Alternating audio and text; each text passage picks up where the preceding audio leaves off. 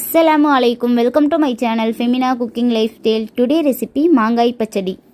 மாங்காவை வச்சு சூப்பரான ரெசிபி தான் இன்றைக்கி பார்க்க போகிறோம். என்னென்னு பார்த்தீங்கன்னா புளிப்பாகவும் இருக்கும், காரமாகவும் இருக்கும், ஸ்வீட்டாகவும் இருக்கும். பார்க்கவே சூப்பராக இருக்கிற அந்த மாங்காய் பச்சடியை எப்படி சூப்பராக செய்கிறதுன்னு பார்க்கலாமா? நான் 2 மாங்காய் எடுத்திருக்கேன். இந்த மாங்காய் வந்து ஒட்டு மாங்கான்னு சொல்லுவோம்ல, அந்த மாங்காய் தான் இது. 2 மாங்காவையும் நல்லா தோல் சீவிக்கிடலாம். ஃபுல்லாக மெல்லிஸாக தோலை ஃபுல்லாக அப்படியே சீச்சி எடுத்துக்கோங்க. இந்த மாங்காய் பச்சடி ரெசிபி பார்த்தீங்கன்னா எங்கள் அம்மா வந்து அப்போ அடிக்கடி எங்களுக்கு செஞ்சு கொடுப்பாங்க. மாங்காய் சீசன் வந்துடும், அந்த டைம்லலாம் இந்த மாதிரி மாங்காய் பச்சடி தான் செஞ்சு கொடுப்பாங்க. எங்கள் அம்மாலாம் பார்த்தீங்கன்னா இதை மெயினாக சாப்பாட்டுக்கே வச்சு சாப்பிடுவாங்க. நாங்கள் எப்படின்னா ஸ்நாக்ஸுக்கு தான் வச்சு சாப்பிடுவோம். ஃபுல்லாக ஒரு பவுலில் போட்டு ஃபுல்லாக ஸ்நாக்ஸாகவே இதை வச்சு சாப்பிடுவோம். அவ்வளோ ஒரு டேஸ்ட்டாக இருக்கும்.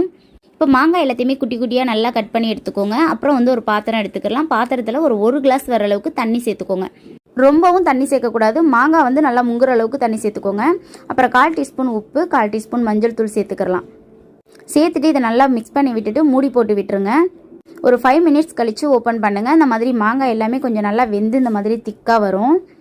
இப்போ நல்லா நம்ம மிக்ஸ் பண்ணிக்கிட்டே இருந்தோம் அப்படின்னா நல்லா நம்மளுக்கு வந்து திக்காக கிடைக்க ஆரம்பிக்கும். இப்போ இந்த டைமில் நம்ம சுகர் சேர்த்துக்க போகிறோம். சுகர் வந்து நான் வந்து ஒரு 1/4 கப் எடுத்திருக்கேன். 1/4 கப் சுகரை சேர்த்துக்கலாம். உங்களுக்கு எந்த அளவுக்கு சுகர் வேணுமோ நீங்கள் அந்த அளவுக்கு எடுத்துக்கோங்க. இப்போ நல்லா மிக்ஸ் பண்ணி விட்டுருங்க. சுகர் எல்லாமே நல்லா கரைஞ்சி வரட்டும். ஒரு 2 மினிட்ஸ் வச்சோம் அப்படின்னா நல்லாவே திக்காகி வந்துடும்.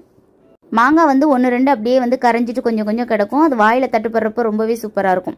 இப்போ வந்து தாளிப்புக்கு வந்து ஒரு பாத்திரம் எடுத்துகிட்டு 1 ஸ்பூன் வர அளவுக்கு ஆயில் சேர்த்துக்கோங்க. கடுகு, கருவேப்பிலை, காஞ்ச மிளகாய் சேர்த்துடலாம். சேர்த்துட்டு நல்லா பொரிய விட்டுட்டு இந்த பச்சடியில் வந்து அதை போட்டுடலாம். போட்டதுக்கப்புறம் ஒரு தாட்டி மிக்ஸ் பண்ணி விட்டுருங்க. அவ்வளோதான், சூப்பரான சுவையான மாங்காய் பச்சடி ரெடி.